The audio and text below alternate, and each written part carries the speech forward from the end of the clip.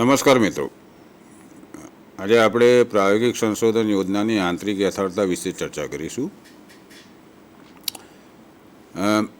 પ્રયોગના મુખ્ય બે હેતુઓ હોય છે: સ્વતંત્ર ચલની પરતંત્ર ચલ પર પડતી ચોખ્ખી અસર ચોકસાઈપૂર્ણ માપવી, અને બીજું પ્રયોગના પરિણામોનું મોટા વ્યાપ વિશ્વ પર સામાન્યીકરણ કરવું, તેના સંદર્ભમાં સામાન્યીકરણ કરવું. અને જે પ્રાયોગિક યોજના બંને પ્રકારના હેતુઓ સંપૂર્ણ રીતે પૂર્ણ કરી શકે તે પ્રાયોગિક યોજના યથાર્થતા ધરાવે છે એમ કહેવાય. પણ શિક્ષણ, મનોવિજ્ઞાન અને સામાજિક વિજ્ઞાનોમાં આ સંપૂર્ણપણે બંને પ્રકારની યથાર્થતા જાળવવાનું કામ અતિ મુશ્કેલ છે. તેથી તેમની યથાર્થતા જોખમાતી હોય છે, અને આ યથાર્થતા જોખમાવા માટેના કારણો કયા છે તેના વિશે આપણે ચર્ચા કરીશું. એના પરિબળો કયા એવા છે કે જે યથાર્થતા પર અસર કરે છે, પ્રાયોગિક યોજનાની યથાર્થતા પર. અને એમાં પણ આજે આપણે વાત કરવાના છે પ્રાયોગિક સંશોધન યોજનાની આંતરિક યથાર્થતા પર કયા પરિબળો અસર કરે છે. ફરીથી પ્રાયોગિક યોજનાની આંતરિક યથાર્થતા આપણે સ્પષ્ટ કરી લઈએ. જે પ્રયોગ સ્વતંત્ર ચલની પરતંત્ર ચલ પર પડતી અસર ચોકસાઈપૂર્ણ સ્પષ્ટ રીતે માપી શકતું હોય એ પ્રયોગ આંતરિક યથાર્થતા ધરાવે છે એમ કહેવાય. એનો અર્થ કે પરતંત્ર ચલ પર પ્રયોગ દરમિયાન ફક્ત અને ફક્ત સ્વતંત્ર ચલની અસર પડવી જોઈએ. એ સિવાયના કોઈપણ પરિબળના કારણે પરતંત્ર ચલના મૂલ્યમાં ફેરફાર થવો જોઈએ નહીં. જો આવું બને, આવું શક્ય બને તો જ પ્રયોગ આંતરિક યથાર્થતા ધરાવે તેમ કહેવાય. તો પ્રયોગની આવી આંતરિક યથાર્થતા પર અનેક પરિબળો અસર કરતા હોય છે. પ્રયોગ દરમિયાન સંશોધકે અથવા તો પ્રયોગકર્તાએ આ પરિબળોને ધ્યાનમાં રાખવા જોઈએ કે જેથી એ સ્વતંત્ર ચલની પરતંત્ર ચલ પર પડતી અસર સ્પષ્ટ રીતે અને ચોકસાઈ સાથે માપી શકે. આ કયા પરિબળો છે? તો એમાં પહેલું પરિબળ આપણે કહીએ તો એ છે અભ્યાસપાત્રોનું પરિપક્વન. અભ્યાસપાત્રોનું પરિપક્વન, maturity of the subjects of the study. જે પાત્રોની ઉપર પ્રયોગ કરવામાં આવ્યો છે, જે પાત્રોના પરતંત્ર ચલનું માપન કરવા માટે પ્રયોગ કરવામાં આવ્યો છે, જે પાત્રોના ચોક્કસ લક્ષણ પર ચોક્કસ સ્વતંત્ર ચલની અસર માપવા માટે પ્રયોગ કરવામાં આવ્યો છે, જાણવા માટે પ્રયોગ કરવામાં આવ્યો છે, એ પાત્રોના પરિપક્વનની અસર આંતરિક યથાર્થતા પર પડે છે. ખાસ કરીને જ્યારે પ્રયોગ ખૂબ લાંબા સમય સુધી ચાલતો હોય ત્યારે આ પ્રકારની અસર જોવા મળે છે. પરિપક્વન એટલે કે પ્રયોગ શરૂ કર્યા બાદ પ્રયોગ ચાલતો હોય તે સમય દરમિયાન પ્રયોગના જે પાત્રો છે તેમની પરિપક્વતામાં વધારો થાય છે. જો સમયગાળો લાંબો હોય તો, કારણ કે દરરોજ એક કરતાં વધારે દિવસ સુધી પ્રયોગ ચાલવાના હોય તો દરરોજ કંઈક ને કંઈક નવું એ શીખતા જાય છે, અને એ નવું શીખવાના કારણે બીજા દિવસે વધારે સારું શીખે છે, ત્રીજા દિવસે વધારે સારું શીખે છે, ચોથા દિવસે વધારે સારું શીખે છે. બીજા શબ્દોમાં કહીએ તો દરરોજ જો પ્રયોગ લાંબો ચાલતો હોય તો દરરોજ સ્વતંત્ર ચલની અસર પરતંત્ર ચલ પર પડતી જાય છે. પહેલા દિવસે જે અસર પડી હોય એના કરતાં થોડી વધારે બીજા દિવસે પડે, એના કરતાં ત્રીજી વધારે, કારણ કે અભ્યાસપાત્રો એનાથી વધારે ને વધારે ટેવાતા થાય છે. અને આ જે પ્રક્રિયા છે એને અભ્યાસપાત્રોનું પરિપક્વન કહે છે. એના કારણે એવું બને કે સ્વતંત્ર ચલની પરતંત્ર ચલ પર જે અસર માપવામાં આવી છે તે ફક્ત સ્વતંત્ર ચલના કારણે જ છે એવું કહી ના શકાય, કારણ કે એની જોડે અભ્યાસપાત્રોના પરિપક્વની અસર પણ આવી જાય. એટલે પ્રયોગના અંતે પરતંત્ર ચલનું જે માપન કરવામાં આવ્યું છે એ માપન દૂષિત બને છે. કયા સંદર્ભમાં? તો એ માપન આપણને સ્વતંત્ર ચલના કારણે જ મળ્યું છે એવું ન કહી શકાય. અહીંયા પરિપક્વની અસર પડે છે. એટલે આ અસર ટાળવા માટે સંશોધકે પ્રયોગનો સમયગાળો ખૂબ લાંબો ન રાખવો જોઈએ, અને જો ઇનકેસ રાખવો પડે, કોઈ કારણસર કોઈ સંજોગમાં પ્રયોગનો સમય લાંબો રાખવો પડે તો પ્રયોગને અલગ અલગ તબક્કામાં વહેંચી દેવો જોઈએ, અને દરેક તબક્કે પાત્રોની બદલી કરીને, જે આપણે કાઉન્ટર બેલેન્સની વાત કરી એ પ્રમાણે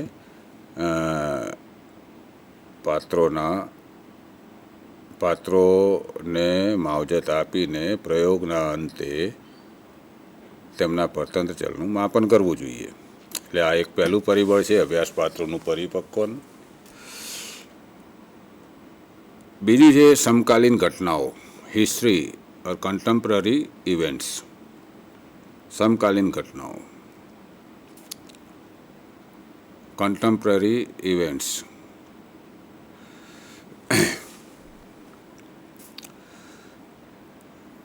અમુક વખતે પ્રયોગ દરમિયાન, જે સમયગાળા દરમિયાન પ્રયોગ ચાલતો હોય એ સમયગાળા દરમિયાન કોઈ એવી વિશિષ્ટ ઘટના બની જાય કે જેની અસર પરતંત્ર ચલ પર પડતી હોય, જે સામાન્ય સંજોગોમાં ન થતી હોય, પણ વિશિષ્ટ પરિસ્થિતિમાં જ્યારે પ્રયોગ ચાલતો એ સમયે કોઈ એવી વિશિષ્ટ ઘટના બની જાય કે જેની અસર સીધી અભ્યાસપાત્રોના જે તે લક્ષણ ઉપર પડતી હોય. આ સમયગાળા દરમિયાન જો આપણે પ્રયોગ કરીએ અને પ્રયોગ કર્યા પછી પરતંત્ર ચલનું માપન કરીએ તો એ પરતંત્ર ચલનું જે માપ મળે છે તે સ્વતંત્ર ચલની અસરના કારણે મળે છે એવું ન કહી શકાય. પરતંત્ર ચલનું માપન દૂષિત બને છે. એટલે સ્વતંત્ર ચલની પરતંત્ર ચલ પર પડતી ચોખ્ખી અસર ચોકસાઈપૂર્વક માપી શકાતી નથી, કારણ કે પેલી ઘટના પણ અસર કરે છે. ઉદાહરણ લઈએ જોઈએ તો આ પરિસ્થિતિને ટાળી શકાય. એટલે આ બીજું પરિબળ છે. ત્રીજું પરિબળ એવું છે કે જે પૂર્વ કસોટી ઉત્તર કસોટી યોજનામાં લાગુ પડે છે. ખાસ આપણે જાણીએ છીએ કે જ્યારે પૂર્વ કસોટી ઉત્તર કસોટી યોજનાની વાત કરીએ ત્યારે જે કોઈ પણ પૂર્વ કસોટી હોય એ પરતંત્ર ચલનું માપન કરતી જ પૂર્વ કસોટી હોય. અને એક જૂથ પૂર્વ કસોટી ઉત્તર કસોટી યોજના હોય કે બે જૂથ પૂર્વ કસોટી ઉત્તર કસોટી યોજના હોય કે ત્રણ જૂથ પૂર્વ કસોટી ઉત્તર કસોટી યોજના હોય તો માવજત પહેલાં જ પૂર્વ કસોટી લેવામાં આવે છે. અને જો આવી યોજનામાં આપણે પહેલાં પૂર્વ કસોટી લઈ લીધી તો જે પૂર્વ કસોટી લીધી છે તે પરતંત્ર ચલ પર આધારિત છે. જેની ઉપર આપણે સ્વતંત્ર ચલની અસર તપાસવાની છે એ પરતંત્ર ચલ પર એ આધારિત છે. એટલે જ્યારે પૂર્વ કસોટી લેવામાં આવે છે ત્યારે પ્રયોગ પહેલાં જ, માવજત પહેલાં જ વિદ્યાર્થીઓ પ્રયોગના વિષય વસ્તુ સાથે પરિચિત થઈ જાય છે. સમજીએ અહીંયા બરાબર. પ્રયોગના વિષય વસ્તુ સાથે, પ્રયોગના વિષય વસ્તુ સાથે એટલે પ્રયોગ જે પરતંત્ર ચલ પર સ્વતંત્ર ચલની અસર તપાસવા માટે થઈ રહ્યો છે તે પરતંત્ર ચલથી વિદ્યાર્થીઓ પરિચિત થઈ જાય છે. એમના જે લક્ષણોનો અભ્યાસ કરવાનો છે એ લક્ષણોના સંદર્ભમાં વિદ્યાર્થીઓ સજાગ બની જાય છે. પહેલાંથી એમને ખબર પડી જાય છે, જેના કારણે પ્રયોગ દરમિયાન અભ્યાસપાત્રો સામાન્ય કરતાં વધારે સારો પ્રતિચાર, સામાન્ય કરતાં વધારે સારી કક્ષાનો પ્રતિચાર આપવાનો પ્રયત્ન કરે છે. એટલે પ્રયોગ બળની જે એમની ઉપર અસર પડવી જોઈએ એના કરતાં વધારે અસર પડે છે. વિદ્યાર્થીઓ સજાગ થઈ જાય છે, પ્રયોગથી પરિચિત થઈ જાય, પ્રયોગના વિષય વસ્તુથી, પ્રયોગના ક્ષેત્રથી એ પરિચિત થઈ જાય છે, કારણ કે પૂર્વ કસોટી પરતંત્ર ચલ પર આધારિત છે. તેથી પ્રયોગ દરમિયાન વધારે સજાગ થઈ જાય છે અને સારો પ્રતિચાર આપે છે. અને જેના કારણે પ્રયોગ પૂર્ણ થયા બાદ જ્યારે પરતંત્ર ચલનું માપન કરવામાં આવે ત્યારે એ સામાન્ય સંજોગોમાં પરતંત્ર ચલનું જે માપન થતું હોય એના કરતાં વધારે સારા પરિણામો આપે છે. તેથી એના આધારે જ્યારે આપણે નિર્ણય લઈએ ત્યારે આપણે એવું ન કહી શકીએ કે પરતંત્ર ચલના માપનમાં જે ફેરફાર જોવા મળ્યો છે એ ફક્ત અને ફક્ત સ્વતંત્ર ચલના કારણે જોવા મળ્યો છે. એટલે આવા સંજોગોમાં પરતંત્ર ચલનું માપન દૂષિત બને છે અને પ્રયોગની આંતરિક યથાર્થતા જોખમાય છે. એટલે શક્ય હોય તો પૂર્વ કસોટીનો ઉપયોગ ટાળીએ તો આ પ્રકારની પૂર્વ કસોટીના કારણે જે આંતરિક યથાર્થતા પર જે અસર પડે છે તેને આપણે ટાળી શકીએ. પછી છે આંતરિક યથાર્થતા પર અસર કરતું પરિબળ માપન સાધનોમાં મંદતા, ઇન્સ્ટ્રુમેન્ટલ ડીકે. માપન સાધનોમાં મંદતા. શું છે માપન સાધન? તો સ્વતંત્ર ચલનું પરિચાલન કરવું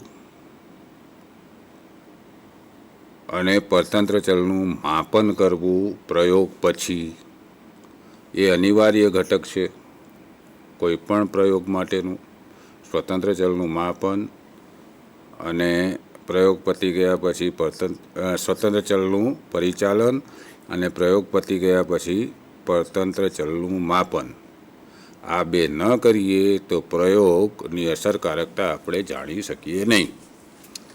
હવે પરતંત્ર ચલનું માપન કરવા માટે જે કોઈ પણ ઉપકરણનો ઉપયોગ કરવામાં આવ્યો હોય તે ઉપકરણ પ્રમાણિત ન હોય, પ્રમાણિત રીતે તૈયાર કરવામાં ન આવ્યો હોય, વ્યવસ્થિત રીતે તૈયાર કરવામાં ન આવ્યો હોય તો એ ઉપકરણ પરતંત્ર ચલનું ચોકસાઈ સાથે માપન કરી શકે નહીં. એટલે કે ઉપકરણ દૂષિત હોય, કસોટી જે વાપરી છે એ યોગ્ય રીતે બનાવવામાં ન આવી હોય અથવા તો પરતંત્ર ચલનું માપન કરવા માટે જે કોઈ પણ સાધનનો ઉપયોગ કરવામાં આવ્યો હોય તેની રચના યોગ્ય રીતે કરવામાં ન આવી હોય તો એ પરતંત્ર ચલનું યોગ્ય રીતે માપન કરી શકતું નથી.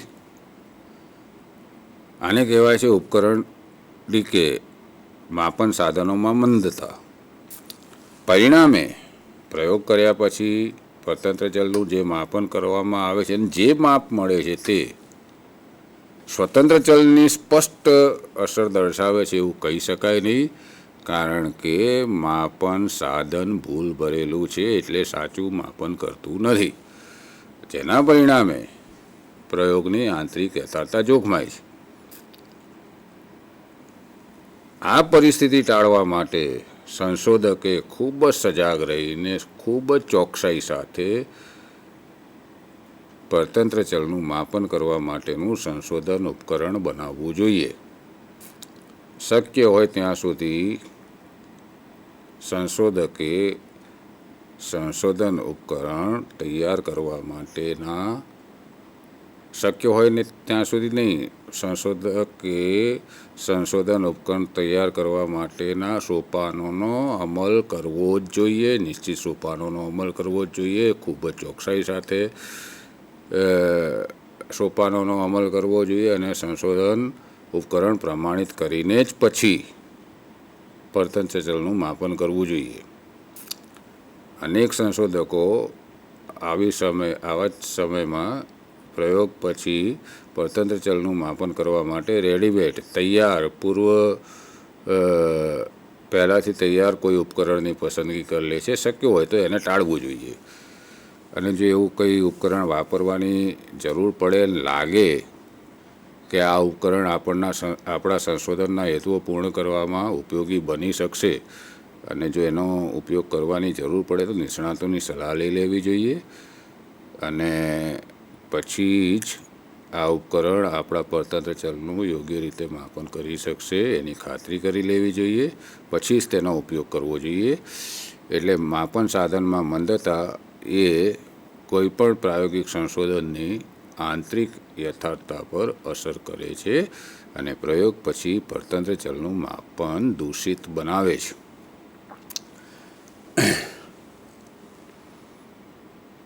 પછી એક પરિબળ છે આંકડાશાસ્ત્રીય પરાગતિ.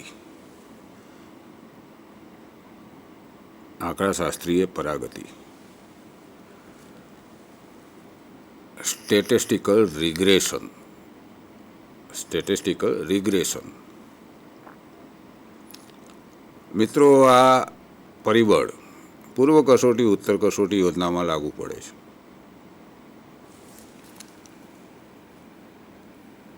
શું છે આંકડાશાસ્ત્રી પરાગતિ તે સમજીએ.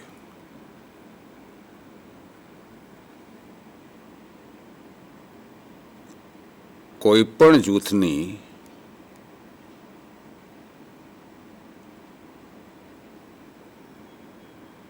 એક વખત કસોટી લેવામાં આવે, એના પ્રાપ્તાંકો મેળવવામાં આવે, ચોક્કસ લક્ષણને ધ્યાનમાં રાખીને પરતંત્ર ચલનું માપન કરવામાં આવે અને એના સરેરાશ પ્રાપ્તાંક કાઢવામાં આવે, સરેરાશ પ્રાપ્તાંકની ગણતરી કરવામાં આવે, ત્યારબાદ કોઈ પણ જાતની માવજતનો અમલ કર્યા વગર, સમજો, એક વખત કસોટી લીધા પછી પ્રાપ્તાંકો મેળવીને પ્રાપ્તાંકોની સરેરાશ કાઢીને સરેરાશ પ્રાપ્તાંક મેળવીને કોઈ એક જૂથના સરેરાશ પ્રાપ્તાંકો મેળવીને કોઈ પણ જાતની માવજત આપ્યા વગર અમુક દિવસો બાદ ખાસ ધ્યાન રાખવાનું છે કે માવજત આપ્યા વગર અમુક દિવસો બાદ એ જૂથના તમામ પાત્રોની ફરીથી એ જ કસોટી લેવામાં આવે. એટલે એક જ જૂથની બે વખત એક જ કસોટી લેવામાં આવે. એક જ જૂથના તમામ પાત્રોની બે વખત કસોટી લેવામાં આવે, સમાન કસોટી લેવામાં આવે ચોક્કસ સમયના અંતરે, અને બંને વખત જે કસોટી લેવામાં આવી છે એના સરેરાશ પ્રાપ્તાંકો મેળવવામાં આવે. એટલે પહેલી કસોટીના સરેરાશ પ્રાપ્તાંક અને બીજી કસોટીના સરેરાશ પ્રાપ્તાંક. આ સંજોગોમાં કોઈ પણ દેખીતા કારણ વગર, સ્પષ્ટતા સાથે સમજીએ કે કોઈ પણ દેખીતા કારણ વગર સરેરાશ પ્રાપ્તાંકમાં વિચલન જોવા મળશે, તફાવત જોવા મળશે જ. બની શકે કે શરૂઆતના પહેલી વખતની કસોટીના સરેરાશ પ્રાપ્તાંકો બીજી વખતની કસોટીના સરેરાશ પ્રાપ્તાંકો કરતાં ઓછા હોય. એવું પણ બની શકે કે બીજી વખતના સરેરાશ પ્રાપ્તાંકો બીજી કસોટીના સરેરાશ પ્રાપ્તાંકો પહેલી કસોટીના સરેરાશ પ્રાપ્તાંક કરતાં વધુ હોય. બંને પરિસ્થિતિ હોઈ શકે છે. આ બીજી કસોટીનો સરેરાશ પ્રાપ્તાંક વધુ કે ઓછું હોવાનું કોઈ દેખીતું કારણ નથી, પણ આ તફાવત આવે છે. આને કહે છે આંકડાશાસ્ત્રીય પરાગતિ. અને આંકડાશાસ્ત્રીય પરાગતિના સંદર્ભમાં એક વસ્તુ આપણે ખાસ ધ્યાન રાખવાની છે કે કોઈ વ્યક્તિગત પાત્રના સંદર્ભમાં આ રીતે વિચાર કરી શકાતો નથી, પણ જૂથના સરેરાશ પ્રાપ્તાંકના સંદર્ભમાં આ રીતે વિચાર કરી શકાય છે. અને આ સ્વાભાવિક બાબત છે, અને આ સ્વીકાર્ય બાબત છે, સર્વસ્વીકાર્ય બાબત છે. વ્યક્તિગત પાત્રના પ્રાપ્તાંકની અહીંયા તુલના કરવાની વાત નથી. જૂથના સરેરાશ પ્રાપ્તાંક એટલે સરેરાશ પ્રાપ્તાંકના સંદર્ભમાં આ પ્રકારનું વિચલન જોવા મળે છે.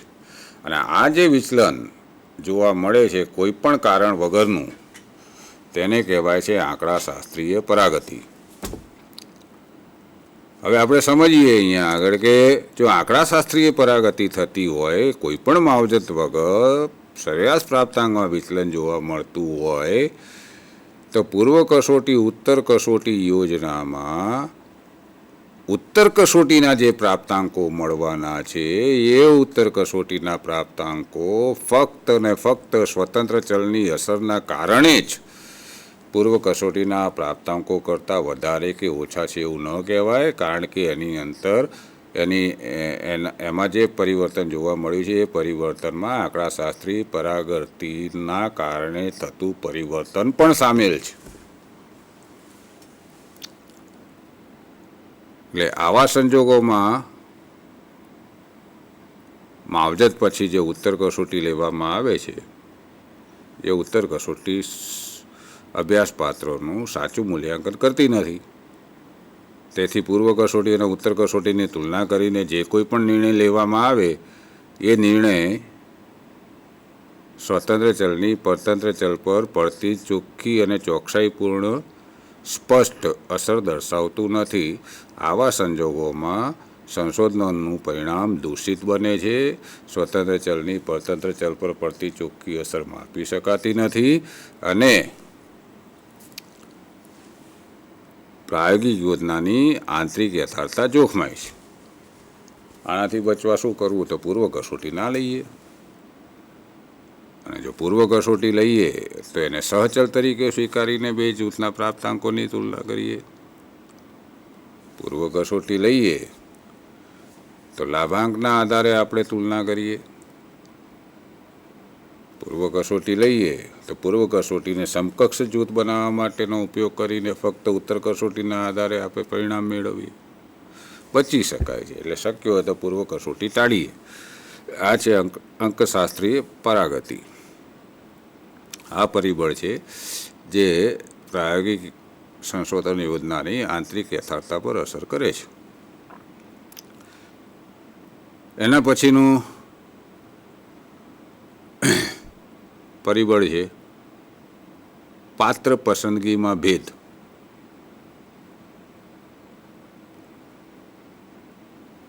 પાત્ર પસંદગીમાં ભેદ, બાયસ ઇન સિલેક્ટિંગ સબ્જેક્ટ્સ. શું છે? એક જૂથ યોજના હોય કે બે જૂથ યોજના હોય, કોઈ પણ પ્રાયોગિક સંશોધન છે, સ્વતંત્ર ચલની પરતંત્ર ચલ પર પડતી અસર તપાસવાની છે. સ્વતંત્ર અને પરતંત્ર ચલ વચ્ચે કારણ અસર સંબંધ છે કે નહીં તેની તપાસ કરવાની છે.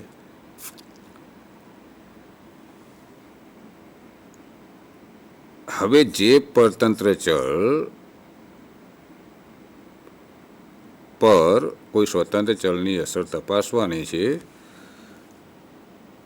તે પરતંત્ર ચલના સંદર્ભમાં અભ્યાસપાત્રો સંવેદનશીલ હોય. હકારાત્મક દ્રષ્ટિએ કે નકારાત્મક દ્રષ્ટિએ સંવેદનશીલ હોય એવા પાત્રોની પસંદગી જો પ્રયોગ માટે થાય તો પરતંત્ર ચલ પ્રત્યેની તેમની સંવેદનશીલતાના કારણે પ્રયોગ પછી પરતંત્ર ચલનું જે માપન કરવામાં આવે છે તે માપન સ્વતંત્ર ચલના પ્રભાવના કારણે જ મળેલું છે માપ એવું ન કહેવાય.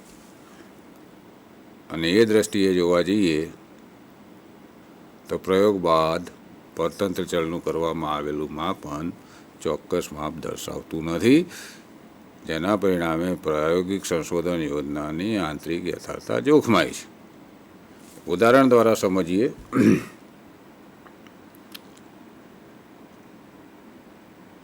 વિદ્યાર્થીઓના મૂલ્યોનો વિકાસ કરવા માટે કોઈ મૂલ્ય અભિમુખ કાર્યક્રમ બનાવવામાં આવ્યો છે. મૂલ્ય અભિમુખ કાર્યક્રમ બનાવવામાં આવ્યો છે.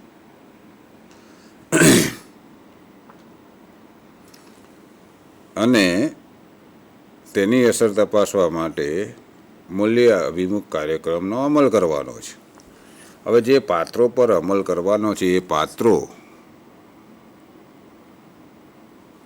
એનસીસીના સભ્યો હોય તો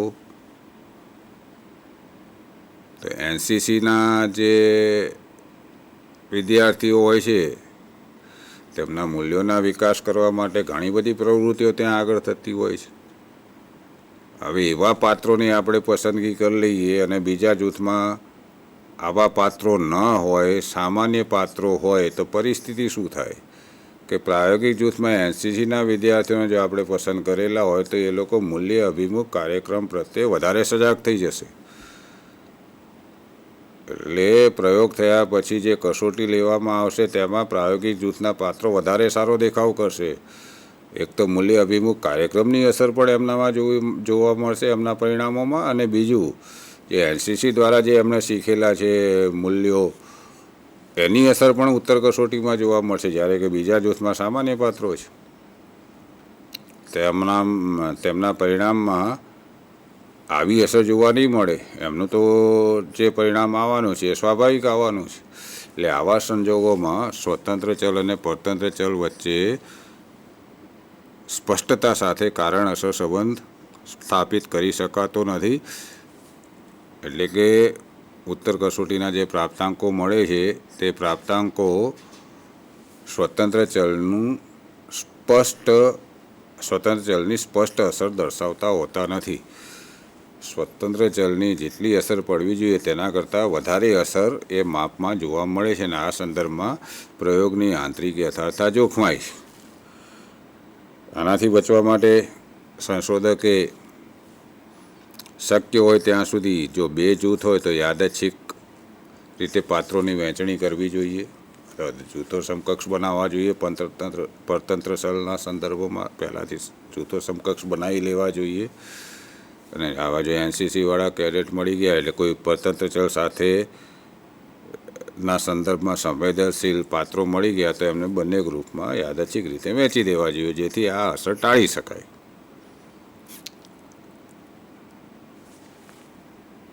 વિદ્યાર્થીઓની કોઈ વિષયની સિદ્ધિ પર કોઈ ચોક્કસ કોઈ અધ્યાપન પદ્ધતિની અસર તપાસવી હોય અને એક જૂથમાં એવા વિદ્યાર્થીઓની પસંદગી કરવામાં આવે કે જે લોકોની અભ્યાસ ટેવો ખૂબ સારી હોય, અથવા જે લોકો ખૂબ જ નબળા હોય, અથવા તો જે લોકો ખૂબ જ ઉચ્ચ સામાજિક આર્થિક સ્થિતિ ધરાવતા હોય, એક ચોક્કસ પ્રકારના ત્યાં આવી જાય અને બીજા જૂથમાં એના કરતાં અલગ પ્રકારના વિદ્યાર્થીઓ પસંદ થઈ જાય. આવા સંજોગોમાં પણ સંશોધન પ્રયોગના અંતે જે પરિણામો મળે છે તે સ્વતંત્ર ચલની પરતંત્ર ચલ પર પડતી સાચી અસર તપાસતા નથી. સ્વતંત્ર ચલની પરતંત્ર ચલ પર પડતી સાચી અસર દર્શાવતા નથી. આનાથી બચવા માટે પાત્રોની યાદચ્છિક રીતે વહેંચણી કરવી જોઈએ. આ છે પાત્ર પસંદગીમાં ભેદ. પછી એક છે પ્રયોગ પાત્રમાં ઘટાડો.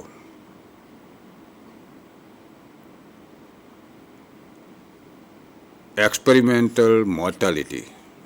પ્રયોગ પાત્રમાં ઘટાડો, એક્સપેરિમેન્ટલ મોર્ટાલિટી.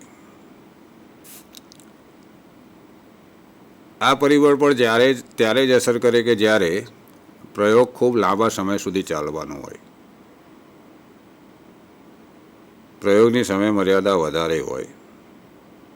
તો બને છે એવું પ્રયોગ જો લાંબા સમય સુધી ચાલતો હોય ત્યારે એક તો આપણે આગળ જોઈ ગયા કે અભ્યાસ પાત્રનું પરિવર્તન થાય છે, અને બીજું mortality of the subjects. Mortality એટલે મરી જવું નહીં, મોર્ટાલિટી એટલે કે જે પાત્રોને લઈને આપણે પ્રયોગની શરૂઆત કરી છે એ તમામે તમામ પાત્રો જો પ્રયોગ લાંબો સમય ચાલવાનો હોય તો તમામ પાત્રો પ્રયોગના અંતિમ દિવસ સુધી હાજર રહી શકતા નથી કોઈ પણ કારણસર. જો રહી જાય તો સારી વસ્તુ છે, પણ ખૂબ પ્રયોગ લાંબો ચાલે તો કંટાળાના કારણે કે થાકના કારણે કે એક પ્રકારનું આપણે મોનોટોનસ પરિસ્થિતિના કારણે વિદ્યાર્થીઓનો રસ ધીમે ધીમે પ્રયોગમાંથી હટવા માંડે છે અને પછી એ પ્રયોગથી ખસવાનો પ્રયત્ન કરે છે.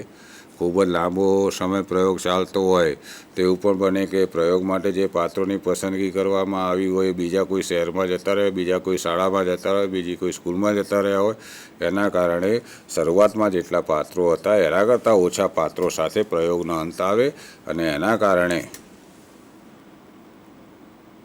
પ્રયોગના અંતે ખાસ કરીને પ્રયોગ લાંબો ચાલતો હોય ત્યારે અને પૂર્વ કસોટી ઉત્તર કસોટી યોજના હોય ત્યારે પ્રયોગના અંતે પરતંત્ર ચલનું સ્પષ્ટ માપન થતું નથી. પરતંત્ર ચલનું માપન દૂષિત બને છે. એટલે કે કહી શકાય છે કે પરતંત્ર ચલનું જે માપ મળે છે તે સ્વતંત્ર ચલની સ્પષ્ટ અસર દર્શાવતું નથી. આને કહેવાય છે પ્રયોગપાત્રમાં ઘટાડાના કારણે આંતરિક યથાર્થતા જોખમાય છે. પછી ચલો વચ્ચેની પારસ્પરિક આંતરક્રિયા. ચલો વચ્ચેની પારસ્પરિક આંતરક્રિયા, ઇન્ટરેક્શન અમોંગ વેરિયેબલ્સ. કયા ચલ? તો અહીંયા સ્વતંત્ર ને પરતંત્ર ચલની વાત નથી. અહીંયા નિયંત્રિત ચલની પણ વાત નથી. એવા પરિવર્તક ચલ કે જેને નિયંત્રિત કરી શકાયા નથી, જેને આપણે આંતરવર્તી ચલ કહીએ છીએ, ઇન્ટરવેનિંગ વેરિયેબલ કહીએ છીએ. અને જ્યારે પ્રયોગની વાત કરતા હોઈએ ત્યારે આપણે 5 પ્રકારના ચલો વિશે વિચાર કરવો પડે. એટલે આપણે સ્વતંત્ર ચલ નક્કી કરી લીધો, પરતંત્ર ચલ નક્કી કરી લીધો, પરિવર્તક ચલ જો લીધો હોય તો એ નક્કી કરી લીધો, આપણે કોઈ ચલને નિયંત્રિત પણ કરી દીધો. પણ અમુક ચલો એવા હોય છે કાં તો નિયંત્રિત કરી શકાતા નથી, એવી પરિસ્થિતિ હોય છે. એવા ચલો હોય છે જે નિયંત્રિત કરી શકાતા નથી પણ પરતંત્ર ચલ પર અસર તો કરે જ છે, નિયંત્રિત કરી શકાતા નથી. અથવા તો એવા ચલો છે કે જે પરતંત્ર ચલ પર અસર કરે છે પણ તેમને માપી શકાતા નથી, જેને આપણે આંતરવર્તી ચલો કહીએ છીએ. આવા કોઈપણ પ્રયોગમાં અનેક આંતરવર્તી ચલો હોઈ શકે છે. તેને કાં તો સંશોધક અવગણે છે અથવા તો એને નિયંત્રિત કરી શકતો નથી, માપી શકતો નથી. એટલે નિયંત્રિત પરિસ્થિતિમાં સ્વતંત્ર ચલનું પરિચાલન કરીને પરતંત્ર ચલ પર પડતી એની અસર માપવાનો પ્રયત્ન કરવામાં આવે તો પરતંત્ર ચલ પર અસર કરી શકે એવા આંતરવર્તી ચલો જે આપણા નિયંત્રણમાં નથી એ પણ પરતંત્ર ચલ પર પરોક્ષ રીતે અસર તો કરતા જ હોય છે. સિમ્પલ ઉદાહરણ, સિદ્ધિ પર કોઈ પદ્ધતિની અસર તપાસવી હોય અને પદ્ધતિથી સ્પષ્ટ રીતે ભણાવીએ પણ સિદ્ધિ પર સ્વતંત્ર ચલની સાથે વિદ્યાર્થીની અભ્યાસ ટેવો, માતા પિતાની શૈક્ષણિક લાયકાત, વિદ્યાર્થીના મિત્રો, વિદ્યાર્થીના શિક્ષક, એવા અનેક પરિબળો છે જે એને સિદ્ધિ પર અસર કરતા હોય છે. એના વાંચવાના કલાકો, એનું ઇતર વાંચન, એના શોખ, એવી ઘણી બધી વસ્તુઓ છે. એની સિદ્ધિ પ્રેરણા, એની જિજ્ઞાસા, એવી ઘણી બધી પરિસ્થિતિ છે. એવા ઘણા બધા પરિબળો છે જેને આપણે આંતરવર્તી ચલો તરીકે ઓળખીએ, જે નિયંત્રિત કરી શકાયા નથી. એની અસર પણ પરતંત્ર ચલ પર પડતી હોય છે. એટલે પ્રયોગના અંતે પરતંત્ર ચલનું જે માપન કરવામાં આવે છે તે માપ સ્વતંત્ર ચલની સ્પષ્ટ અને ચોક્કસ અસર દર્શાવતું નથી. એ રીતે પરતંત્ર ચલનું માપન દૂષિત બને છે અને પ્રયોગની આંતરિક યથાર્થતા જોખમાય છે. આનાથી બચવા માટે શું કરવું? તો શક્ય હોય તેટલા આંતરવર્તી ચલોને નિયંત્રિત કરવાનો પ્રયત્ન કરવો અને જો એ શક્ય બને તો આ પરિબળના કારણે પ્રાયોગિક સંશોધનની યથાર્થતા પરનું જોખમ ઘટાડી શકાય. વારંવાર યાદ કરાયું છે, ફરીથી યાદ કરાવી દઉં કે શિક્ષણ, મનોવિજ્ઞાન અને સામાજિક વિજ્ઞાનોમાં સંપૂર્ણ નિયંત્રિત પરિસ્થિતિ તૈયાર કરવાનું કામ ખૂબ જ અઘરું છે. પછીનો એક મુદ્દો છે, પછીનું એક પરિબળ છે જે પ્રાયોગિક સંશોધન યોજનાની આંતરિક યથાર્થતા પર અસર કરે છે. એવું છે પ્રયોગકર્તાનો પૂર્વગ્રહ, એક્સપેરિમેન્ટર્સ બાયસ, પૂર્વગ્રહ.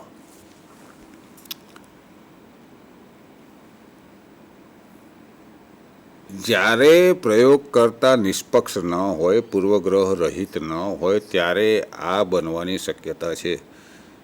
તેના પૂર્વગ્રહના કારણે પરતંત્ર ચલનું માપન દૂષિત બનવાની સંભાવના છે. શું એ પૂર્વગ્રહ? સંશોધક માની લો કે કોઈ માવજત પ્રત્યે વધારે પડતો સંવેદનશીલ હોય. માવજત ટ્રીટમેન્ટ એટલે કે ઇન્ડિપેન્ડન્ટ વેરિયેબલના કોઈ ચોક્કસ સ્તર પ્રત્યે વધારે પડતો સંવેદનશીલ હોય. એના મનમાં એવું થઈ ગયું છે કે મારે આ માવજતની અસર બતાવવી જ છે. ઘણી જગ્યાએ બને છે આવું. એની ચર્ચા નથી ક્યાં ક્યાં બને છે, અત્યારે નથી કરતા, પણ ઘણી વખત સંશોધક સ્વતંત્ર ચલના કોઈ એક ચોક્કસ સ્તરને અથવા તો કોઈ એક ચોક્કસ માવજતને બીજી માવજત કરતાં સારી બતાવવાનો દિલથી પ્રયત્ન કરતો હોય છે. નિષ્પક્ષ રીતે નહીં. સંશોધન એક અનાત્મલક્ષી પ્રક્રિયા છે, પણ એ અનાત્મલક્ષી રહેતી નથી, આત્મલક્ષી બની જાય છે. કારણ કે સંશોધક કોઈ ચોક્કસ માવજતને સારી દેખાડવાનો પ્રયત્ન કરે છે અને આવા સંજોગોમાં જે માવજતને સારી દેખાડવાનો પ્રયત્ન કરતો હોય એ માવજત ખૂબ સારી રીતે આપવાનું, જે સામાન્ય સંજોગોમાં આપી શકાતી હોય એ માવજત એના કરતાં પણ ખૂબ સારી પરિસ્થિતિમાં ખૂબ જ સારી રીતે એ માવજત આપવાનો પ્રયત્ન કરશે, જેથી પરતંત્ર ચલ પર એની અસર વધારે પડે. આ તેની જે ક્રિયા છે સંશોધકની, આવી એની જે માન્યતા છે તે પ્રયોગના અંતે પરતંત્ર ચલનું સાચું માપન થવા દેતી નથી. આની માન્યતા પરતંત્ર ચલનું સાચું માપન થવા દેતી નથી. એટલે સામાન્ય સંજોગોમાં પરતંત્ર ચલનું જે માપ મળવું જોઈએ એના કરતાં અનપેક્ષિત માપ મળે છે. અપેક્ષા કરતાં વધારે સારું માપ મળે છે. જેના કારણે સ્વતંત્ર ચલની પરતંત્ર ચલ પર પડતી ચોખ્ખી અને સ્પષ્ટ અસર માપી શકાતી નથી અને પ્રયોગની આંતરિક યથાર્થતા જોખમાય છે. શું કરવું જોઈએ આનાથી બચવા માટે? તો પ્રયોગકર્તાએ તટસ્થ રહીને, નિષ્પક્ષ રહીને, કોઈપણ માવજત પ્રત્યે વધારે સંવેદનશીલ બન્યા વગર પ્રયોગનો અમલ કરવો જોઈએ, જેથી સ્વતંત્ર ચલની પરતંત્ર ચલ પર પડતી ચોખ્ખી અસર માપી શકાય અને પ્રયોગના તારણો શુદ્ધ બનાવી શકાય. પરતંત્ર ચલનું માપન શુદ્ધ બનાવી શકાય. એના પછી છે એક બીજું પરિબળ, જ્હોન હેનરી ઇફેક્ટ કહે છે એને. જ્હોન હેનરી અસર. જ્યારે પ્રાયોગિક અને નિયંત્રિત જૂથ હોય ત્યારે આવી અસર જોવા મળી શકે છે, જો તકેદારી રાખવામાં ન આવે તો. શું તકેદારી રાખવામાં ન આવે તો? એટલે પ્રયોગ માટે જે પાત્રોની પસંદગી કરવામાં આવી છે એ પાત્રોને ખબર ના પડવી જોઈએ કે તેમની ઉપર કોઈ પ્રયોગ થઈ રહ્યો છે. એમને ખબર પડી જાય તો પ્રયોગના અંતે મળતા પરિણામો સ્પષ્ટ નથી હોતા, ચોક્કસ નથી મળતા. આવું કેમ થાય છે? તો આવી અસરને જ્હોન હેનરી અસર નામ આપવામાં આવે. સમજી લઈએ જ્હોન હેનરી શું છે. જ્હોન હેનરી અમેરિકામાં રેલવે લાઇન પાથરવા માટે ખડકો તોડવાના કામમાં લાગેલો હતો, અન્ય મજૂરોની જોડે. એ પણ મજૂર હતો, ખડકો તોડવાનું કામ કરતો હતો રેલવે લાઇન પાથરવા માટે. કદાવર હતો, મજબૂત હતો, કામ કરવાની એની તાકાત સારી હતી, એની ક્ષમતા અન્ય મજૂરો કરતાં સારી હતી. એને કામ કરતા જોઈને એના અધિકારીને મગજમાં સૂઝ્યું કે આની પરીક્ષા લઈએ. તો એમણે નક્કી કર્યું અને જ્હોન હેનરી નામ મજૂરનું છે. જ્હોન હેનરીને કીધું કે તું પથ્થર તોડે છે, બધા કરતાં સારું તોડે છે, હવે તારી હરીફાઈ આપણે ડ્રિલિંગ મશીન જોડે કરીશું. ડ્રિલિંગ મશીન પથ્થર તોડે, ખડક તોડે, અને તારે તોડવાનું, જોઈએ કોણ વધારે અને કોણ ઝડપથી તોડે છે. કદાવર તો હતો, મજબૂત પણ હતો, એની સામે પડકાર આવી ગયો, ચેલેન્જ આવી ગઈ. ડ્રિલિંગ મશીન વર્ષો પહેલાંની વાત છે, કેટલાય વર્ષો પહેલાંની. એટલે એ ડ્રિલિંગ મશીન આજના જેવા આધુનિક નહોતા. પ્રારંભિક કક્ષાના ડ્રિલિંગ મશીન હતા જે ખડકો તોડવાનું કામ કરતા હતા. એટલે હરીફાઈ થઈ ડ્રિલિંગ મશીન અને જ્હોન હેનરી બંને ખડકો તોડવાનું કામ કર્યું. પણ આને ખબર હતી કે મારી હરીફાઈ મશીન જોડે થઈ રહી છે, એટલે એણે એની તાકાત કરતાં વધારે જોર લગાડીને, વધારે દમ લગાડીને કામ કર્યું. એની જે સામાન્ય ક્ષમતા હતી એના કરતાં મરણિયા થઈને એણે કામ, આપણે કહી શકાય, આ શબ્દ વાપરી શકાય કે મરણિયા થઈને. અને આપણે જાણીએ એક મરણિયો 100ને ભારી. આ તો મરણિયો થઈ ગયો મશીન સામે જીતવા માટે. અને પરિણામ એ આવ્યું કે મશીન, એટલે ડ્રિલિંગ મશીને જે ખડકો તોડેલા એના કરતાં વધારે ઝડપથી આણે ખડકો તોડ્યા, અને પરિણામ એની ફેવરમાં આવ્યું. આ ઘટના પછી આ અસરનું નામ જ્હોન હેનરી અસર પાડવામાં આવ્યું છે નામ, અને જ્હોન હેનરિઝમ પણ કહે છે, જ્હોન હેનરી વાત પણ કહે છે. શું એટલે જ કીધું છે કે પ્રયોગ કરવા માટે જે પાત્રોની પસંદગી કરવામાં આવી હોય એમને ખબર ના પડવી જોઈએ કે તેમને કોઈ વિશિષ્ટ માવજત આપવામાં આવી રહી છે ને એની પછી અસર તપાસવામાં આવશે. જો એવી એમને ખબર પડી જાય તો જ્હોન હેનરીની જેમ પ્રયોગ દરમિયાન એ લોકો અપેક્ષા કરતાં વધારે સારા પ્રતિચારો આપે, એમની જિજ્ઞાસા વધી જાય, એમની ઉત્સુકતા વધી જાય, એટલે માવજતને વધારે સારા પ્રતિચારો આપે. એના કારણે એમની જે તે ક્ષમતાનો, જે તે લક્ષણનો, જે તે પરતંત્ર ચલના સંદર્ભમાં એમનો વિકાસ અપેક્ષા કરતાં સારો થાય. ને આવા સંજોગોમાં જો પ્રયોગ પછી પ્રયોગ પાત્રોની, પ્રાયોગિક જૂથના પાત્રોની પ્રયોગ પછી કસોટી લેવામાં આવે, પ્રાયોગિક જૂથના પાત્રોની પ્રયોગ પછી એમના લક્ષણનું માપન કરવામાં આવે, એટલે કે પરતંત્ર ચલનું જે માપન કરવામાં આવે તે માપ ફક્ત સ્વતંત્ર ચલની અસર દર્શાવે છે એવું ન કહેવાય. એમાં એમની જે વધારાની ક્ષમતાનો ઉપયોગ કરેલો છે એમણે, એની અસર પણ જોવા મળે. એટલે પરતંત્ર ચલનું માપ દૂષિત બને, અને પરતંત્ર ચલનું માપ દૂષિત બને તેથી પ્રાયોગિક યોજનાની આંતરિક યથાર્થતા જોખમાય. અને આ પરિસ્થિતિમાંથી બચવા માટે સંશોધકે ફરીથી અનબાયસ્ડ, નિષ્પક્ષ, તટસ્થ રહીને પ્રયોગ કરવો જોઈએ. એની સાથે સાથે અભ્યાસ પાત્રોને કોઈ પણ હિસાબે કહેવું જોઈએ નહીં, એમને જાણ થવા દેવી જોઈએ નહીં કે તેમને કોઈ વિશિષ્ટ માવજત અપાઈ રહી છે. સ્વાભાવિક સંજોગોમાં એમની જોડે કામ લેવું જોઈએ, એમની ઉપર સ્વતંત્ર ચલનું પરિચાલન કરવું જોઈએ. તો આ અસર ટાળી શકાય અને પ્રાયોગિક યોજનાની આંતરિક યથાર્થતા વધારી શકાય. એના પછી છે પ્રયોગ પ્રક્રિયાનું પ્રસરણ. પ્રયોગ પ્રક્રિયાનું પ્રસરણ શું છે? આ જ્યારે બે કે વધારે જૂથ હોય ત્યારે, જ્યારે એક જૂથ પ્રાયોગિક જૂથ હોય ને અન્ય જૂથ નિયંત્રિત જૂથ હોય ત્યારે આ પરિબળ અસર કરે છે. પ્રયોગ પ્રક્રિયા પ્રસરણ, experimental diffusion, treatment diffusion. Experimental treatment diffusion શું છે? આ પહેલી વાત તો બે પાત્રો, બે જૂથ હોય ત્યારે જ આ પરિબળ અસર કરે છે. શું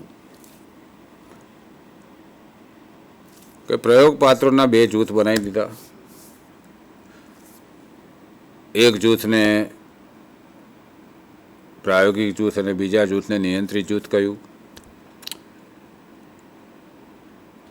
પ્રાયોગિક જૂથને ચોક્કસ પ્રકારની માવજત આપવામાં આવી, કારણ કે માવજત અને પરતંત્ર ચલ વચ્ચે કારણસર સંબંધ તપાસવાનો છે, એટલે એમને ચોક્કસ પ્રકારની માવજત આપવામાં આવી. અન્ય જૂથના પાત્રોને આવી કોઈ માવજત આપવામાં આવી નથી, અથવા તો અમને કોઈ સામાન્ય માવજત, પરંપરાગત માવજત આપી દેવામાં આવી છે. પ્રયોગ ચાલુ કરી દીધો. પ્રયોગ લાંબા સમય સુધી ચાલવાનો છે, એ પણ અહીંયા અગત્યની બાબત છે. પ્રયોગ ચાલુ થઈ ગયો, એક તબક્કો પત્યો, પછી બંને જૂથના પાત્રો ભેગા થયા. પ્રયોગ પત્યા પછી સ્વાભાવિક છે કે પાત્રો એકબીજાને મળે,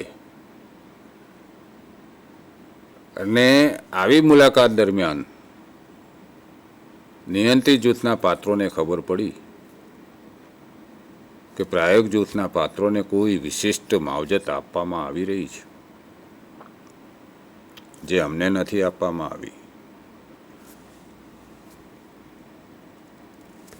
તો કાં તો તેઓ નિરાશ થશે, કાં તો તેઓ નિયંત્રિત જૂથના પાત્રો વધારે સારો દેખાવાનો પ્રયત્ન કરશે, કારણ કે એમને ખબર છે કે એમની હરીફાઈ પેલા જૂથ સાથે થાય છે અને એમને માવજત આપવામાં આવી નથી, તેમને વિશિષ્ટ રીતે ભણાવવામાં આવે છે અમારે તરફ.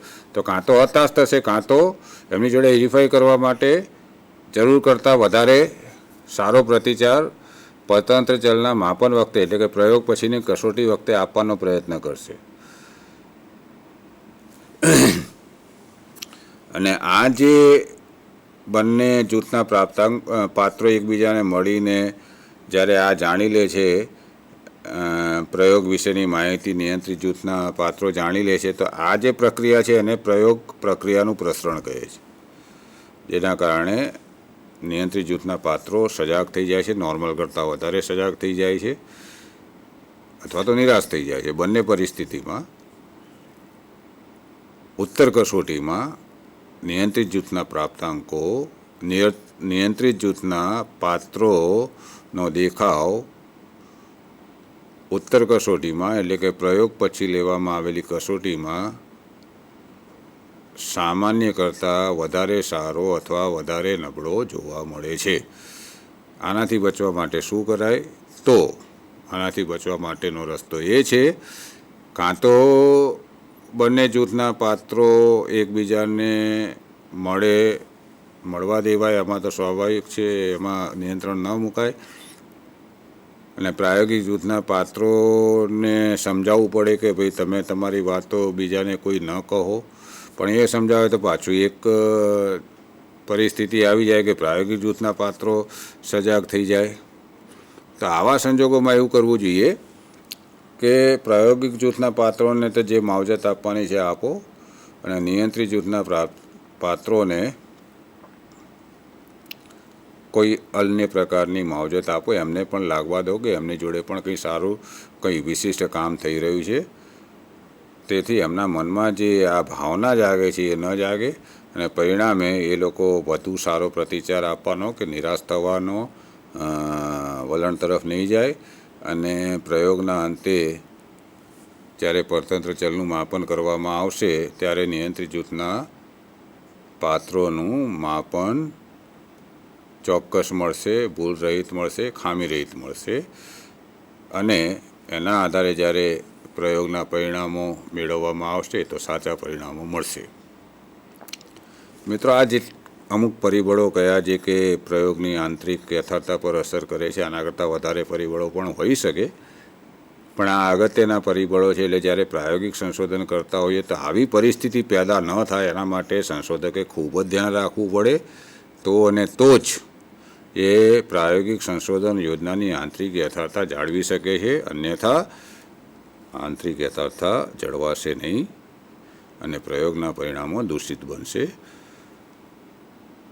બસ દોસ્તો, આજે આપણે અહીંયા પ્રાયોગિક સંશોધનની યોજનાની આંતરિક યથાર્થતાની ચર્ચા પૂર્ણ કરીએ છીએ. ફરી મળીશું. નમસ્કાર. Thank you.